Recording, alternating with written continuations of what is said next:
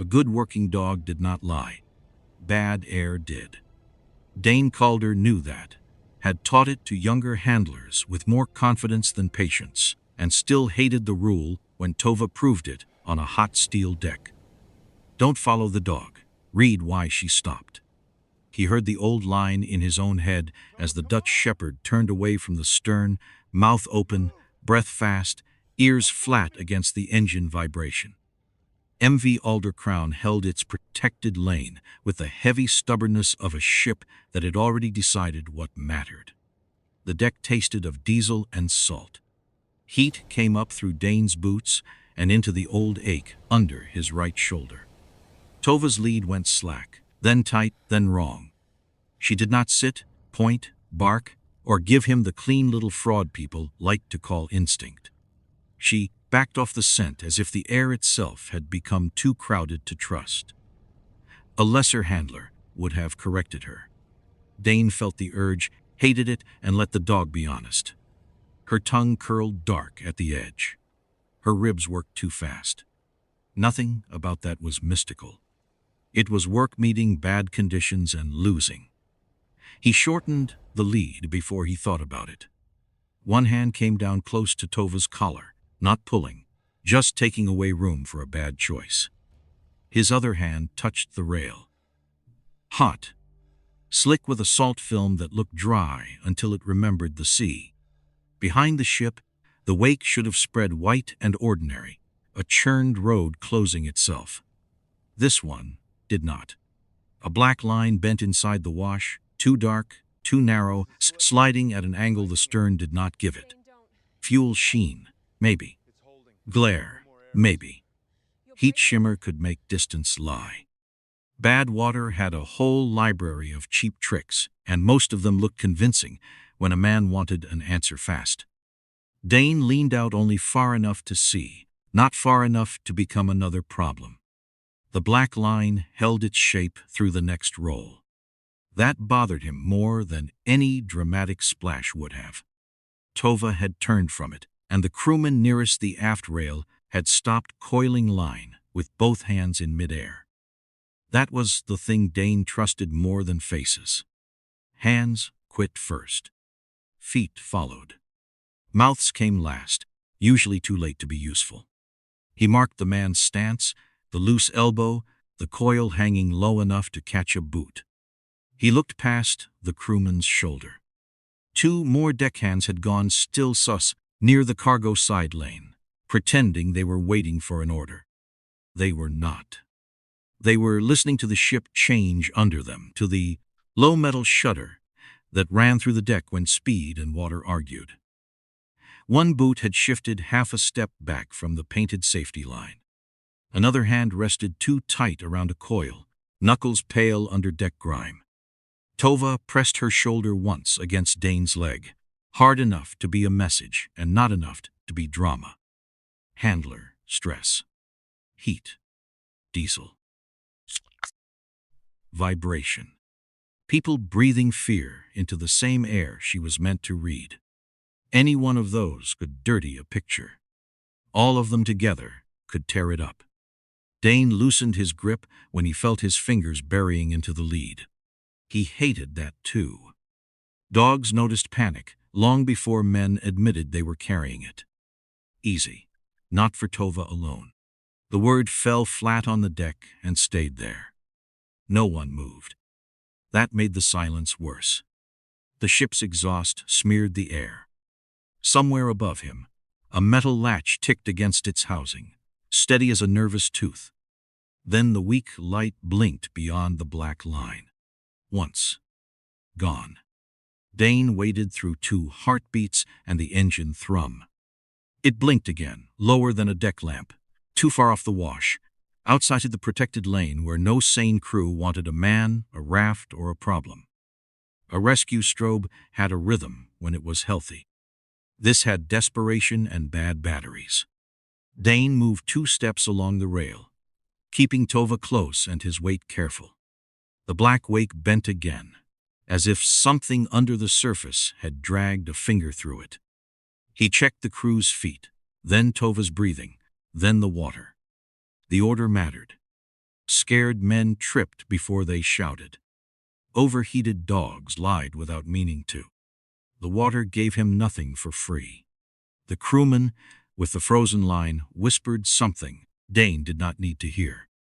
Another blink answered from the dark water, weaker now.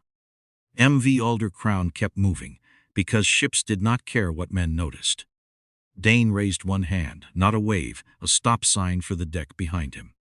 The light vanished, returned, and held just long enough to look like a person asking not to be left behind. Dane did not shout up at the bridge. Shouting made men look around, and looking around made feet wander. He kept his hand raised until the nearest crewman set the loose coil down instead of letting it swing. "Line clear of your boots," Dane said. The crewman obeyed too fast, which was better than too late. Tova pressed closer to Dane's thigh, ribs still moving hard, nose angled away from the stern as if the aft air had turned sour inside her skull. Dane clicked his radio once. "Captain, aft deck, possible rescue light outside the lane. Black wake on our stern quarter, moving wrong." He kept his voice low and plain. The sea did not care for drama. Neither did good captains. For 3 seconds, there was only the ship under him, the hot rail under his palm, and that weak blink losing ground in the dark water. Behind him, a breath caught and became a cough.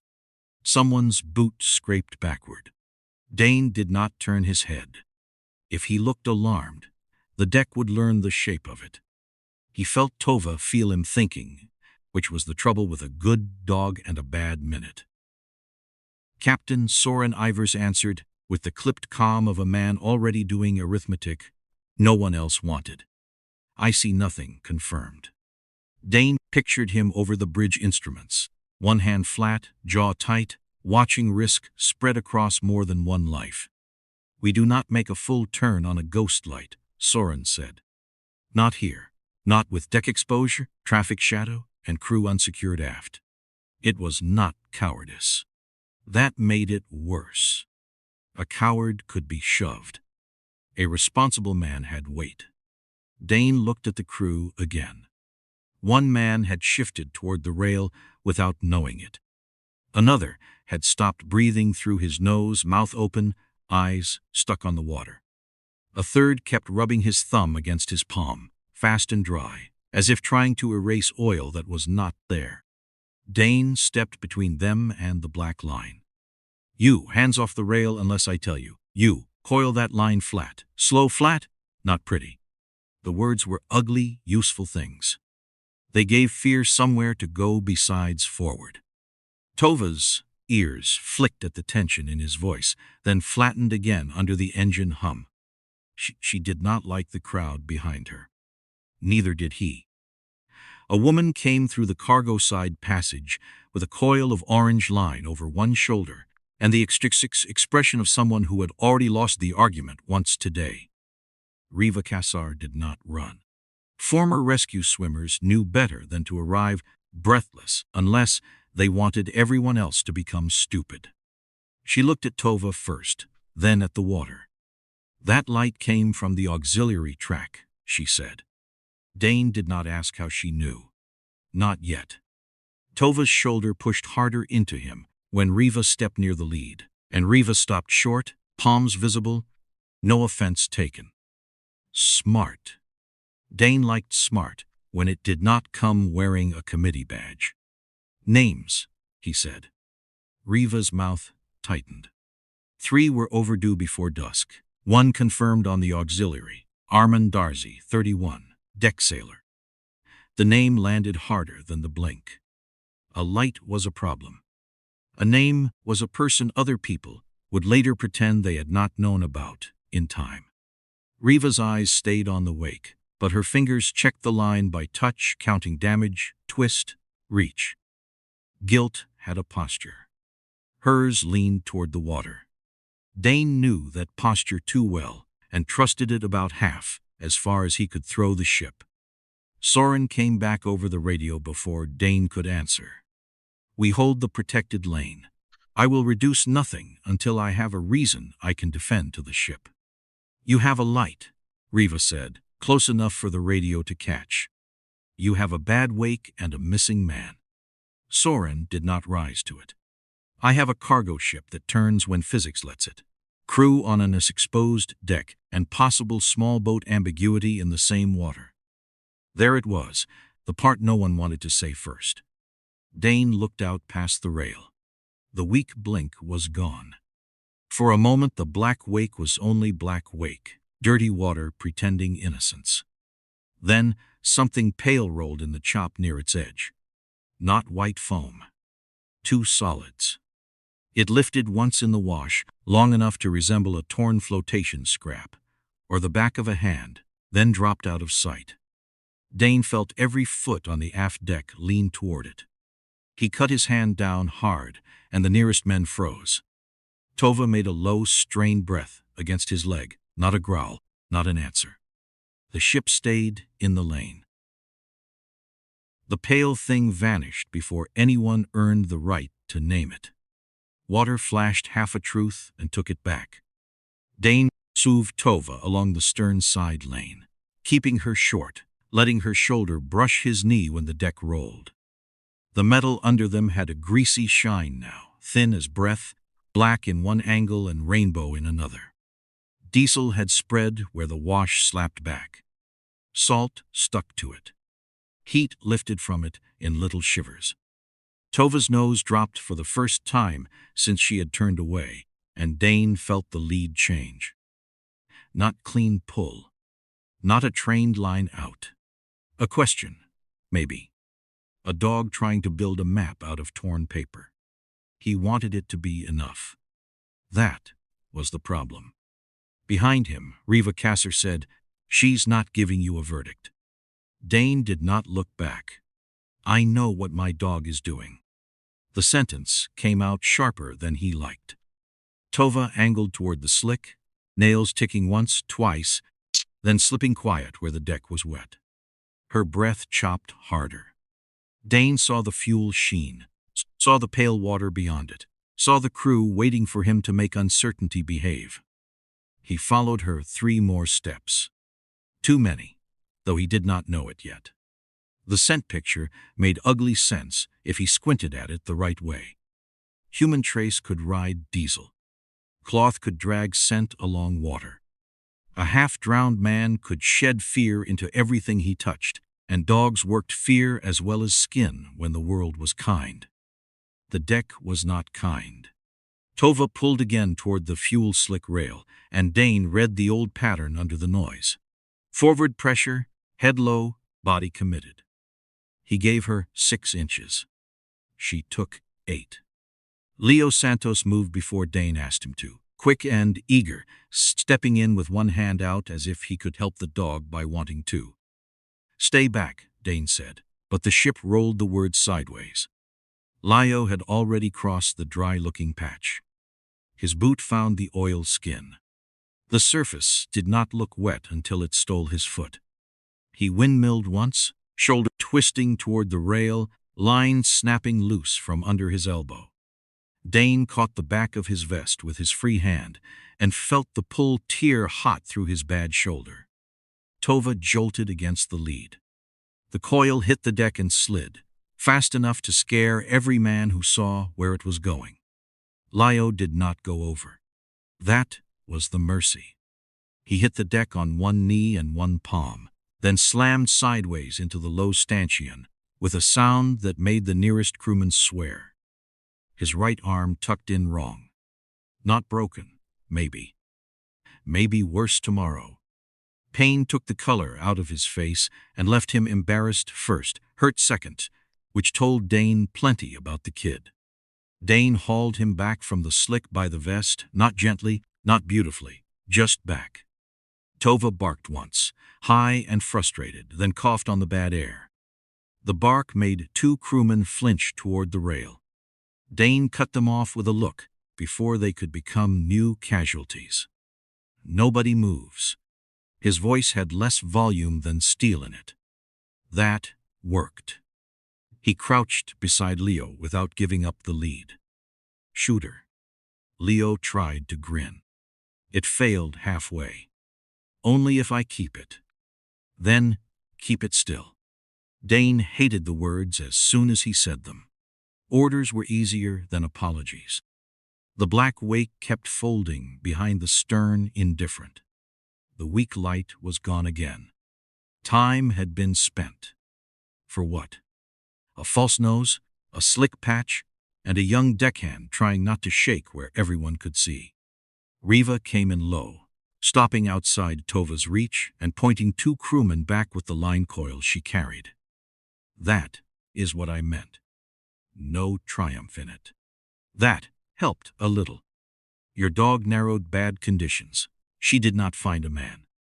Dane wiped diesel off his palm onto his pants and smelled it bloom stronger. She was right enough to be irritating. Tova stood, with her weight tucked back, muzzle turned from the slick now, as if the spot had betrayed her too. Dane looked at Lio's arm, the coil on the deck, the pale water beyond the rail. The task plan had just changed. No sending Lio forward. No letting loose hands gather near the rail. No trusting a pull in poisoned air. Riva's mouth tightened as she looked out past the wake. Arman was not alone on that auxiliary, she said. 3 overdue. 1 name is what I gave you. There may be more. Dane finally looked at her. The ship moved under them, steady and cruel. Somewhere behind the black line, the weak light blinked again, smaller now, and Riva's voice dropped. If we keep testing the air, we lose the people. Lio tried to stand too fast. Dane put 2 fingers on the center of his vest and kept him down without making it a discussion. Not forward, he said. Not with that arm. Lio swallowed whatever protest he had made ready. The kid's right hand stayed against his ribs, fingers curled, shoal climbing toward his ear. Pain pulled him inward before it made him honest. Dane looked at the slick, where the false pull had taken them, then at Tova. The dog had dropped into a crouch beside his boot, panting hard, eyes narrowed against the glare off the wet metal. She wanted to work. That was the cruel part. Good dogs would spend themselves until a handler let them. Dane took his water bottle from his belt, poured a narrow stream over her paws, then rubbed it across the pads with his thumb. Not comfort. Maintenance. Tova leaned into him once, too tired to pretend she did not need it. Riva watched the water, not the dog. The light is fading. So is she, Dane said. He meant Tova. He meant the whole deck. The black wake bent and thinned behind them, and the protected lane pulled MV Alder Crown onward, as if nothing small or human had any claim on steel. Dane stood and started cutting fear into jobs. Not speeches. Jobs. Lio, you stay off the rail. Left hand only if I ask, you watch feet. If a man crosses the painted line, you say his name. Lio's shame flashed first, then relief. A job was better than being parked like damaged cargo. Dane pointed to the crewman with the loose coil. You flatten line along the inside path. No loops near boots. To the older deckhand by the hatch, you keep the passage clear. Nobody comes aft unless I call them. Each order landed with a small physical correction. A coil laid flat, a boot moved back, a palm released from the rail. Ugly, practical progress. Riva stepped beside him with her orange line, already feeding it through her hands by feel. We can reach a little outside the wash if he comes closer. We do not turn the ship by wanting it. Soren's voice cut through the radio before Dane could answer. The captain had heard enough to hate all of them. Full deviation exposes the port side and throws the aft deck into cross motion. I will not trade 1 unknown body for 5 known men. He was still right. Dane hated that most. Then give me speed held steady and no surprise corrections, Dane said. You get a narrow angle, Soren answered. Nothing more. A narrow angle meant bad odds with a cleaner name. Dane worked inside it. Riva took 1 step, tied her plan to the rail with her eyes, then stopped when Dane lifted a hand. Say less and move while you say it, he told her. She almost smiled. Almost. Arman's auxiliary checked in late yesterday. Then nothing. I flagged it. Her fingers kept moving over the line, checking twist, grit, damp stiffness. No one wanted another complication during lane transit. That is more than less. I am upset efficiently. It should not have helped. It did anyway.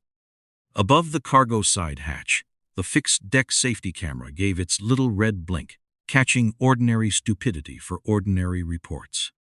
Lio, pale and sweating, noticed Dane glance at it and then looked away too fast.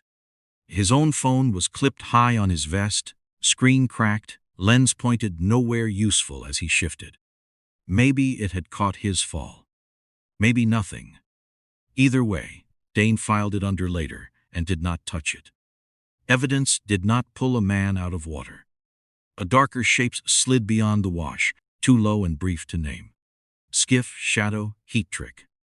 It held outside them, and then vanished behind the black line. The weak light blinked again, closer by a few yards, or made close by the ship's angle. Hard to tell. The angle lied, the distance lied, and the ship kept moving. Dane moved the crew 2 paces inward and made room where panic wanted to gather. Tova lifted her head, nose working once toward the cargo side, then stopped herself with a soft huff. Not ready. Not clean. Dane gave her the mercy of not asking again. Riva fed line out and stopped when he stopped, both of them staring past the stern wash. Something bumped the outer edge of the wake and spun. Not a hand this time. A strip of fabric or flotation strap, pale on one side, oil dark on the other, dragged by a length of thin line. It rode the black water, caught, slipped, then snagged against a low fitting near the cargo side rail, where the air from the refrigerated stack bled cooler across the deck. Tova's ears moved before her body did. Dane felt it through the lead, a small change, not an answer. The strap slapped once against the metal and stayed there, trembling with the ship. Beyond it, the rescue light blinked again. Closer. Lower. Riva whispered. That came from him. Dane looked at the caught cloth, the cooling air, the wrong wake, and the angles Soren had grudgingly left them. Or from whatever is following him, he said. The caught strap trembled where the cooler air spilled across the deck. It should have been a small thing, just torn material worrying at a fitting, but Dane watched Tova before he watched the cloth. The dog lifted her head a little higher. Not eager. Not healed. Cleaner. That difference mattered. Her breathing still ran hard, but her nose worked without the frantic stutter she had carried at the stern. The refrigerated stack exhaled a thin stream of colder air along the cargo side rail, cutting through diesel breath and hot salt. It carried a faint, bitter chemical bite from the cooling units, a smell Dane usually ignored because the ship had 100 smells and none of them asked permission. Tova stepped into it, stopped, then widened her stance as if the world had finally given her one clean corner to stand in. Dane let out 2 inches of lead. No more. He had paid for generous guesses with Lio's shoulder. Riva crouched near the strap without touching it, line still looped across her forearm. She likes this air. She can read it, Dane said. That is not the same thing. Tova lowered her muzzle toward the trapped fabric, sniffed once, pulled back, and turned her head toward the water beyond the black wake. The fabric was pale on the underside, oil dark along the torn edge, and stiff with salt. A flotation strap, maybe. Cloth from a vest, maybe. The thin line tangled through it had rubbed itself raw against metal, leaving little fibers caught on the fitting. Dane did not touch it yet. The urge to grab it was stupid and familiar, the same impulse that made men lean over rails. He looked at the path first, strap, cooler airflow, cargo side rail, black water. The pieces did not form proof. They formed direction. That was more useful and more dangerous. Tova worked the air again, this time wider, her body easing half a step away from Dane's leg. Good. Too good to trust completely. He felt his own hand tighten and made it open. Riva saw it. She missed very little when guilt had sharpened her. Arman could have come through this line, she said. Or near it. Could have. You say that like it is a disease. It is when people start treating could as did. She glanced at Lio, who stood back with his bad arm pressed to his ribs, watching feet the way Dane had told him. The kid looked pale, useful, and furious with himself. That counted as improvement in a crisis, apparently. Tova moved again, one slow pull toward the rail where the cold air skimmed out and dropped over the side. This time Dane followed only with his eyes. The lead stayed short. The dog's tail held low, not tucked, not high. Working, but tired. She stopped at the limit Dane gave her and looked back, not for praise. For the next piece of routine. He gave her the flat palm she knew and kept his voice calm. Enough. Riva reached with 2 fingers and pinched the cloth above the snag, then stopped when the ship rolled. Smart again. The strap slapped the metal and twisted, showing a darker smear under the salt crust. Not blood, maybe. Rust, oilskin, the sea's whole filthy menu. Dane hated maybes, but maybes had built the last 20 minutes. Riva's face changed when she saw the way the thin line had wrapped into the fabric. That did not come from loose cargo. No, Dane said. And it did not swim here. The words sat badly between them. He could feel the route narrowing, not on a chart, but in the distance between his boots and the rail. The line of the strap, the cooler draft, the black water beyond it. Each piece leaned toward the same answer, and none of them cared whether anyone was ready. Beyond the wake, the weak light blinked and died.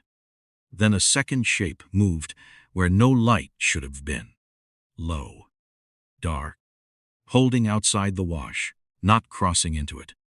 A small craft could do that, if it wanted to watch without asking permission. No one said skiff at first.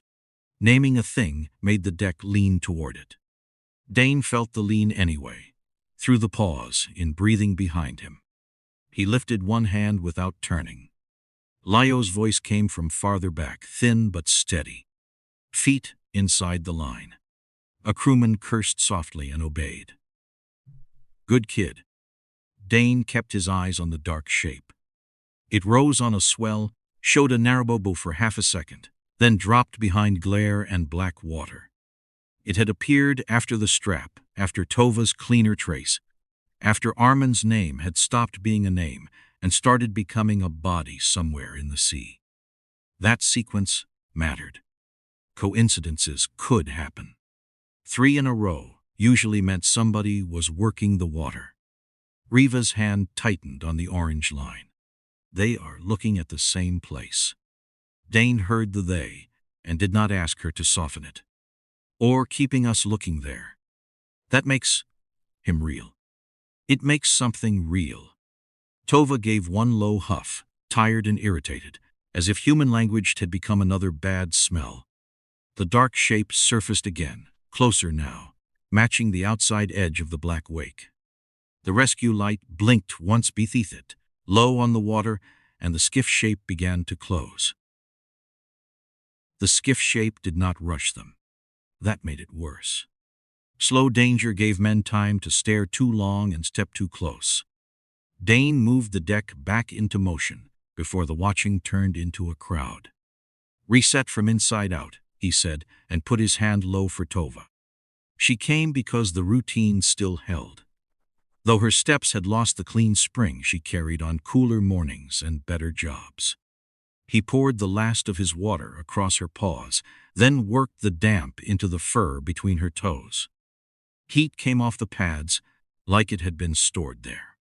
Tova leaned her shoulder against his knee and stayed. No argument. That worried him more than resistance would have. Riva stripped a twist from the orange line beside him, her fingers moving fast, lips pressed thin.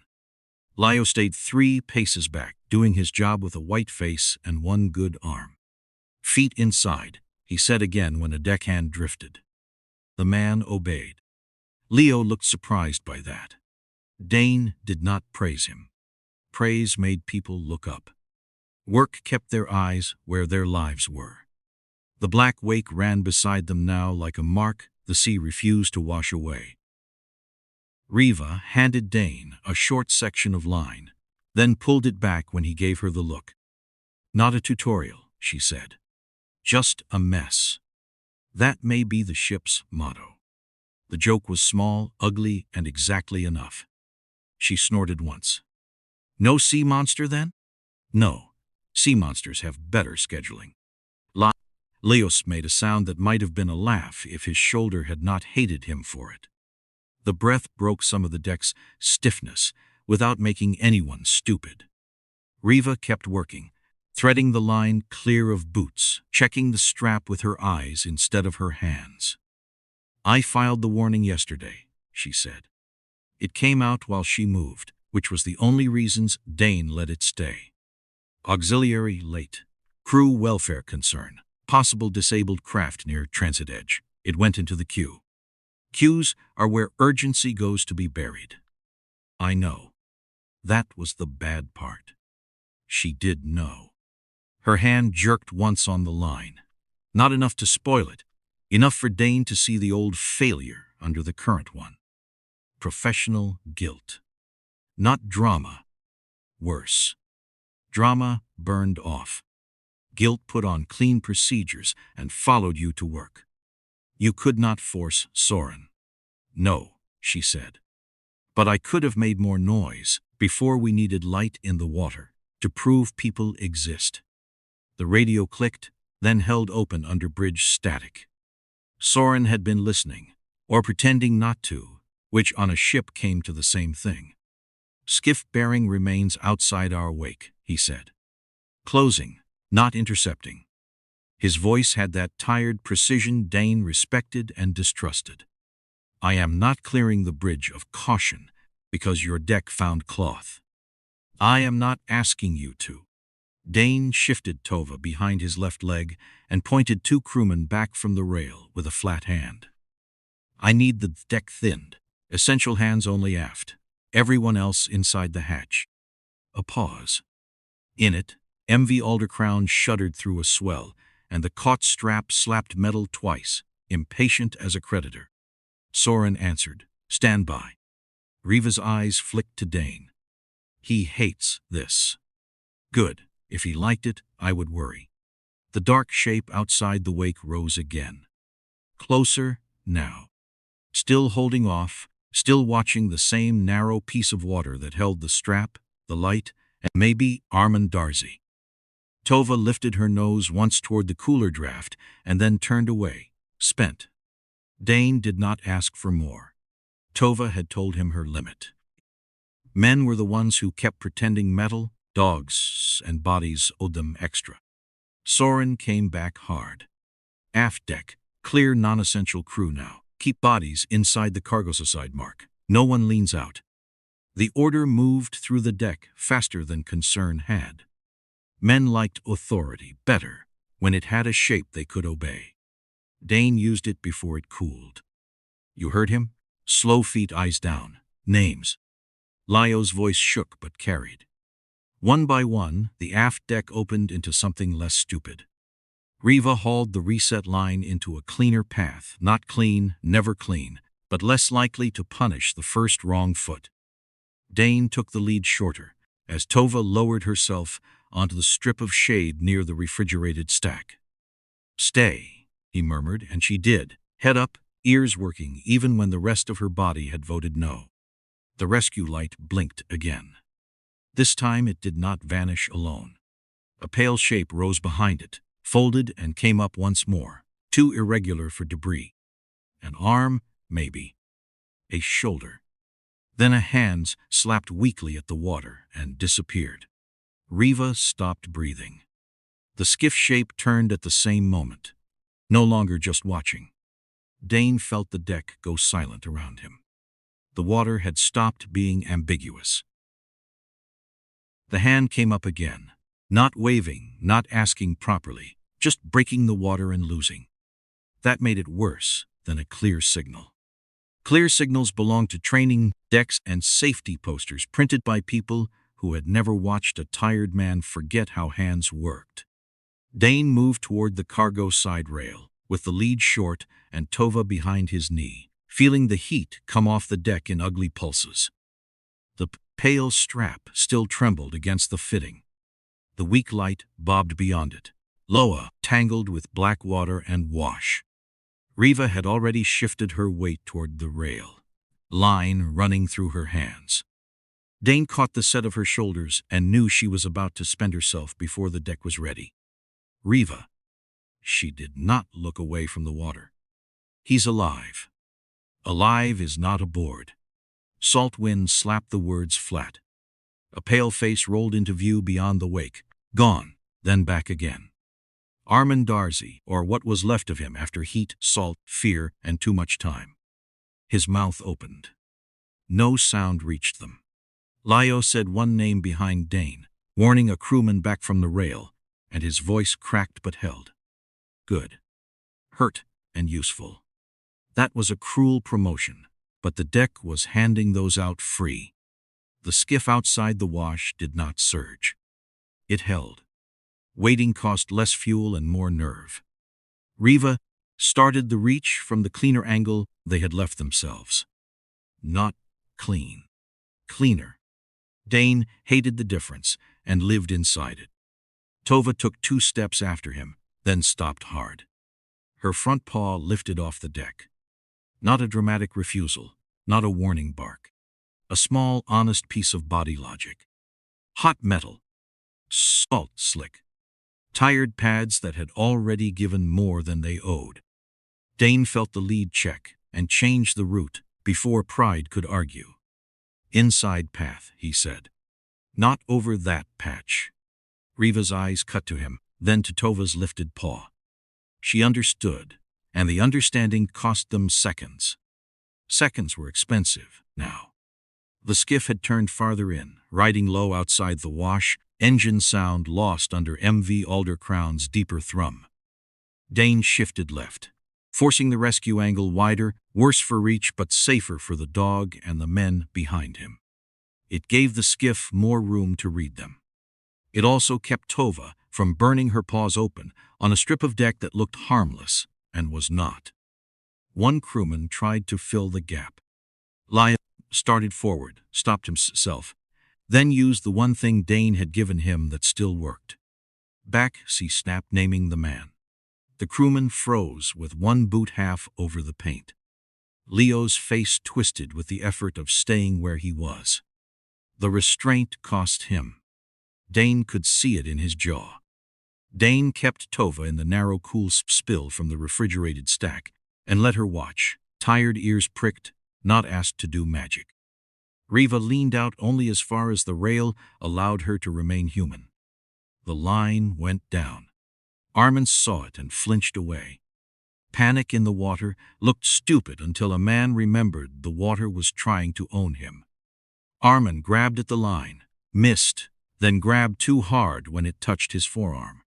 His hand clamped around it with the blind strength of a drowning man, the kind that could turn help into another problem. Riva lowered her voice, not soft, just steady enough to cut through breath and chop. Arman, hold and breathe. He heard his name. That got through. His face jerked up, eyes wide, not understanding the ship, the rail, any of it. Then the skiff rose behind him, and he saw that instead. His whole body changed. He twisted away from the line and toward nothing useful, dragging the reach sideways. The angle went bad at once. Riva took the pull across her forearm and shoulder. Dane saw the moment before it became pain. The line snapped tight across the rail edge, and Riva's body hit metal with a hard, wet sound that made Lio curse. She stayed on her feet. Barely. Her mouth went white around the edges. Her injured side, pulled her closer to the rail, and that changed everything behind her. "Don't let him go," she said, as if Dane had planned to. Dane dropped his weight back and took the strain before the deck could take it from him.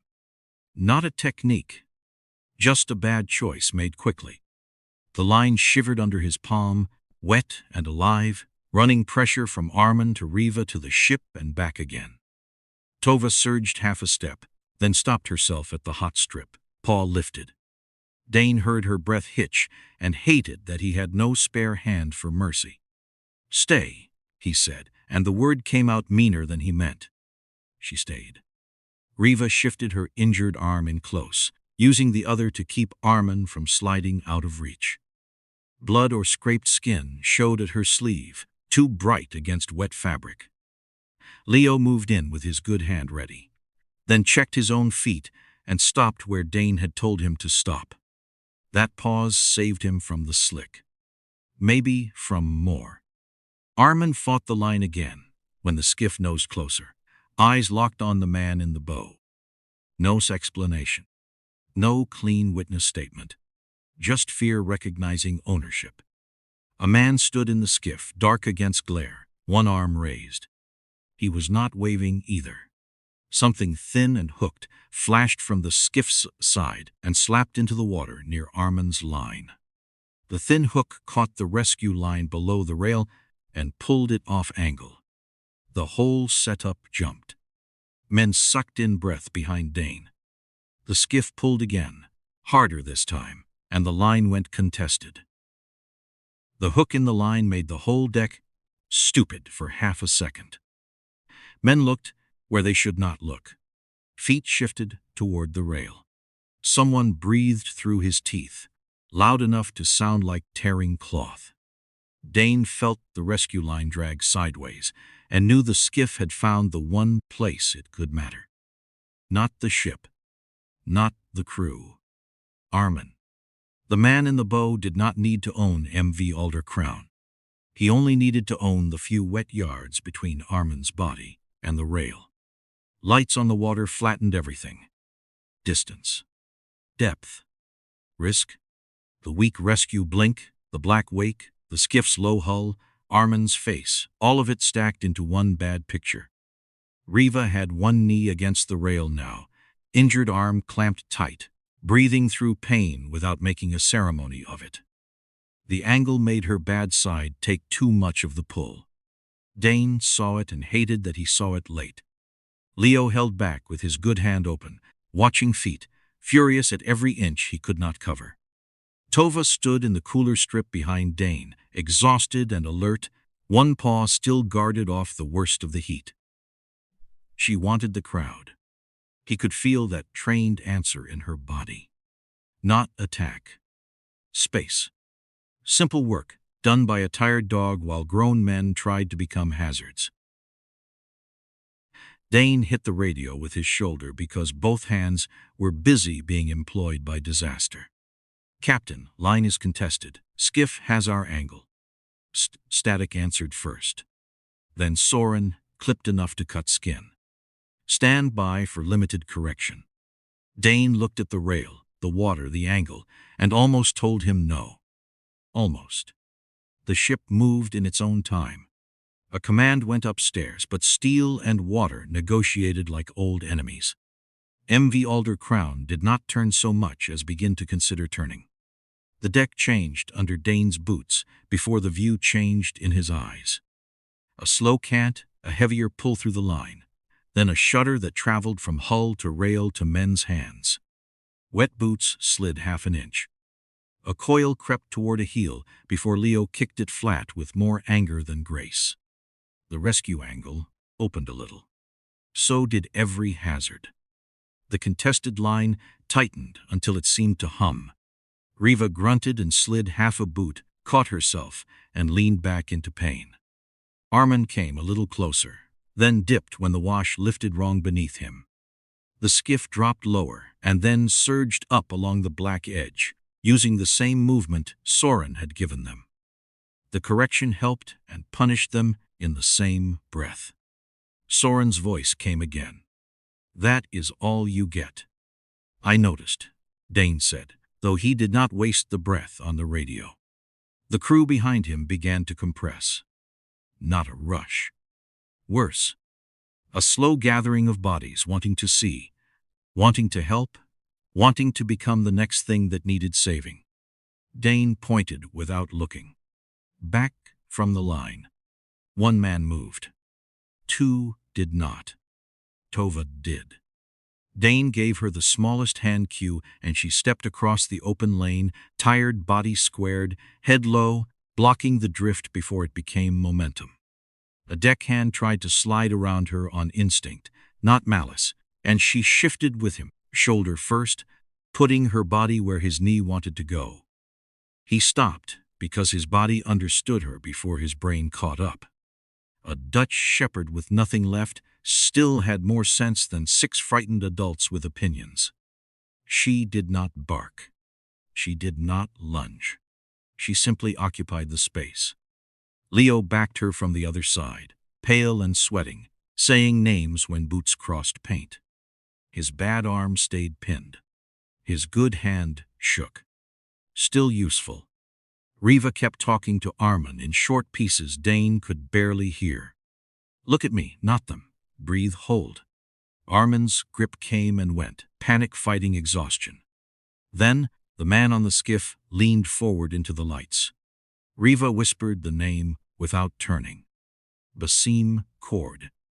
Dane saw the hard face, the wet hair, the hand closing on a line of his own. Basim looked at Arman, not the ship. That told Dane enough. Basim spoke once, low and flat, carried by water more than volume. "He comes back." Arman heard it. His body folded toward terror, and the rescue line jerked sideways again. Riva took the shock through her hurt arm and nearly lost her feet. Dane shifted to cover her, and that cost him the rail moment. Basim used it. The skiff came up on the roll, close enough for the rail lights to catch the wet curve of its bow, close enough for the man in it to reach where no one on a sane deck would want a hand. The hook line snapped against the rescue line and bit. Dane felt the pull try to drag Arman away from the narrow angle Soren had bought with steel and risk. Behind him, Tova held the corridor, panting hard, body shaking now. Crew breaths stuttered around her. Lio shouted a name and stopped a man from lunging into Dane's back path. Riva locked her good hand around the line and made a sound that was not a word. Arman came half out of the wash, then dropped back, attached but not safe, caught between ship and skiff. Basim rose higher in the bow. His hand reached the rail sideline and closed around it. Basim's hand closed on the rail sideline, and the whole ship seemed to narrow around that grip. Not the bridge, not the cargo, not the safe lane painted on somebody's chart. Just wet line, hot rail, Arman half in the wash, and a skiff riding close enough for stupidity to become reach. Dane did not rush the man. That would have felt satisfying for 1 second. 1 second was too much. He read the geometry first. Basim had the low pull from the skiff. Riva had Arman's upper reach and a bad arm. Lio had one useful hand and too much pride to admit pain. Tova had the corridor, or the crew would pour into Dane's back and turn the rail into a pile of boots. The next roll would either lift Arman toward them or drag the force across Riva's injured side. Basim knew some version of that. Maybe not in words. Men who survived small boats learned timing without needing names for it. Dane felt the pull travel through his shoulder, the bad one. The one that had already warned him back at the slick. Warning was a luxury. He stepped in anyway, toward Basim, toward the point where the line was going to tear the deck into people. "Hold the corridor," he said. Tova moved before the crew did. Exhausted, limping a little now, she planted herself across the open drift of bodies and made men stop without touching them. Her sides worked like bellows. She did not bark. She did not need theater. Lio took the space beside her with his good arm out, naming boots, faces, mistakes. Back you back inside the mark. His voice shook and still became useful. It was not pretty. It worked. Riva stayed at the rail, injured arm clamped against her body. Good hand keeping Arman from vanishing under the next slap of water. The ship rolled through Soren's limited correction, with ugly timing. The rail rose against Dane's ribs, then dropped away just enough to make every grip lie. Arman came up with the motion, choking, one hand locked around the line and the other clawing at empty air. Riva caught his wrist with her good hand. The catch cost her. Dane heard the pain break out of her in one hard breath, but she did not let go. Basim waited for the skiff to lift before he pulled. Not brute strength. Timing. Smart enough. That annoyed Dane in a clean little corner of his brain that had no business still working. The hook line bit lower on the rescue line, dragging force under Riva's hold, trying to peel Arman away from the ship instead of straight back. Arman panicked at the pressure and twisted, feet kicking uselessly against the black water. "Arman, stop fighting us," Riva said, not loud, but sharp enough to find him. His eyes were on Basim, not her. Dane shifted his weight and drove his forearm down over the line to trap the movement against the rail. Pain opened hot under his shoulder and across his side. He tasted metal. Basim changed his grip again, one hand rail side, one hand low, using the skiff's lift to make the ship fight itself. For a second, the move worked. Riva's bad arm slipped from tight to useless. Arman dropped half a foot, and the line burned through Dane's palm before he could close his fingers. A crewman lurched behind him. Tova shoved sideways into the crowd line, stopping the man from lunging into Dane's back. He hit her shoulder, caught himself, and froze, ashamed and alive. If she had not been there, he would have driven Dane into the rail at the exact wrong moment. Dane did not look at her. He could not afford gratitude right then, which seemed unfair even by the evening's low standards. Somewhere above, Soren's voice came thin over the radio, giving a correction Dane barely heard and fully felt when MV Alder Crown's mass dragged the angle back their way. The skiff dropped half a foot in the wash. Basim's rail grip slipped. Not gone. Slipping. Riva saw it too. Her eyes cut to Dane, then to Lio. No speech. Good. Words would only slow the count. She waited one beat longer than Dane wanted, waiting through Arman's bad breath, through the ship's slow heave, through Basim's hand trying to recover. Her judgment looked like delay up close, which was why impatient people got others killed. "Now," Riva said, and Lio moved on the word. One-handed, wrong-sided, pale as paint, he caught the slack that came when the ship took its heavy breath. He did not haul like a hero. He held like a frightened man who had finally understood the job. That was better. If Lio lost that slack, Basim got the line back. If Riva mistimed the transfer, Arman dropped under the roll. If Tova lost the corridor, the crew would break the rail from behind. Dane used the half-second Lio bought and leaned into the rail until pain blurred the edge of his sight. Arman's shoulder cleared the water. Basim surged up, reaching higher, trying to reclaim the line before the ship's motion stole his moment. His other hand slapped the rail, fingers finding wet metal. For a breath he was there with them, face close enough for Dane to see the calm break into anger. No confession. No grand statement.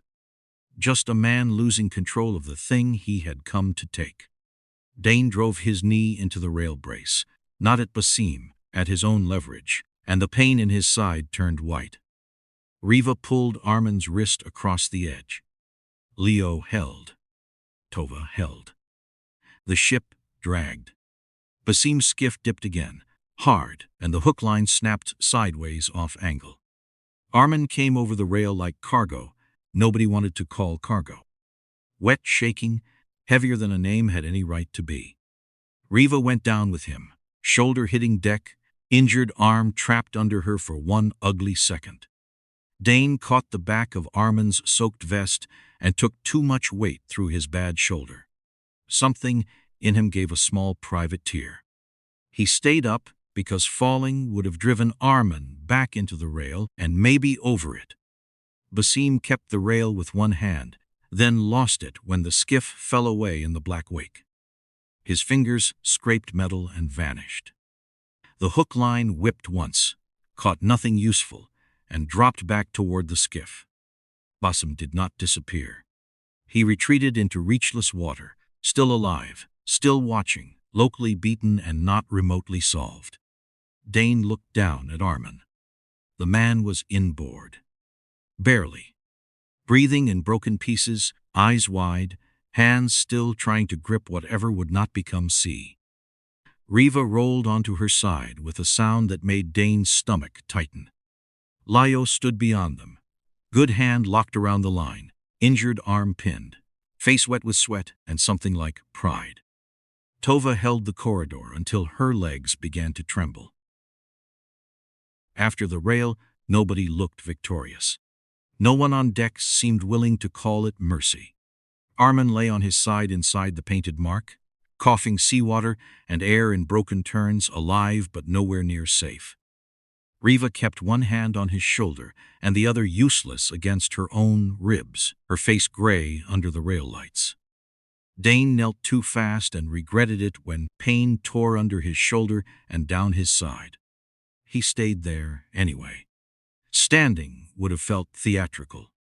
"Breathe when you can," Riva told Arman, voice rough, not gentle exactly. "Useful." Arman tried to speak and made only a torn sound. His eyes found the water, then flinched away from it. Basim's skiff had fallen back beyond reach, dark against the black wake, not gone, not defeated by any law worth naming. Just out of the ship's hands for now. Soren's voice came over the radio, lower than before. "Status." Dane looked at the people on the deck, the wet line, Tova shaking in place, Lio still holding when he did not need to. "One aboard," he said. "Several damaged." That was generous. They were all damaged in different ways. Riva tried to sit up and failed the first time. Dane put a hand out. She glared at it, then took it, which told him enough about the arm. "Contract office will love this," she said through her teeth. "They enjoy paperwork with blood on it. They enjoy sailors more before the sailors need anything." The line was almost funny. Almost. Lio lowered himself onto a coil with care, injured arm tight against him, good hand still flexing like it had forgotten the crisis was over. A deckhand started toward him, and Lio lifted his chin. Not pride exactly. A small claim. He had held. He knew it. Dane let him have the space. Tova finally broke her corridor, walked 3 stiff steps, and folded beside Dane's knee. Not collapsed. Chose down. There was a difference, and he was in no mood to let anyone miss it. He got his hand under her collar, then checked her paws with 2 fingers. Hot, tender, dirty with salt and deck grit. He poured a capful of water across the worst pad, watched her flinch once and kept his touch light. "You're done," he told her. She blinked once, too tired to argue with a man she usually tolerated.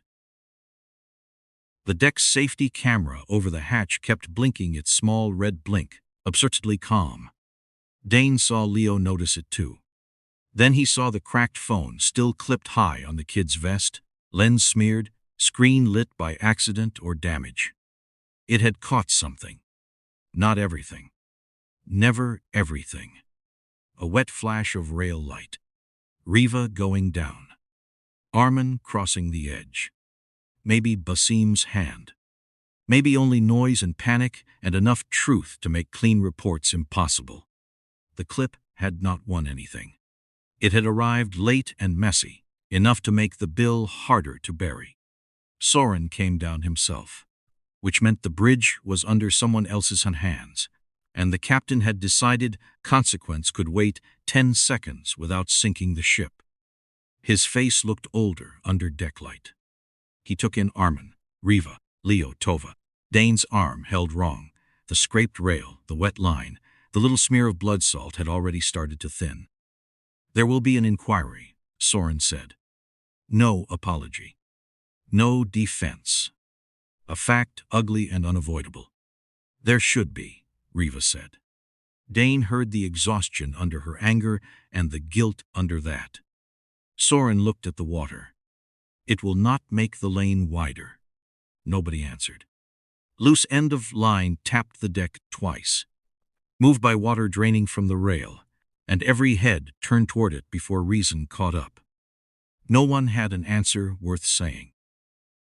They got Arman farther from the rail, and under a strip of light that made him look less like a body the sea had lent back.